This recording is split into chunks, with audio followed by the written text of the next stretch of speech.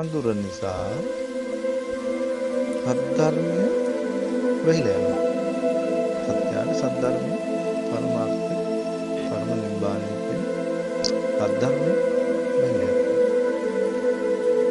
ඒකට පුරාණ කුසලයෙන් ඊට අවශ්‍ය කරන සියලුම කුසල සම්පාදනයන් සිද්ධ වෙලා පුණ්‍ය සම්පාදනයන් සිද්ධ වෙලා දැන් දුර්ලභ මනුස්ස ජීවිතය ලැබලා බුද්ධ ශාසනය ලැබලා සද්ධර්ම ශ්‍රවණය ලැබලා මේ සියල්ල ලබලා තමයි දැන් ඉන්න බහුතරයක් ඉන්නේ.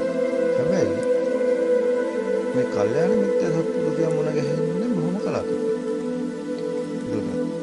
මේ කෙනා මුණ ගැහෙන්නත් පෙර සසරේදී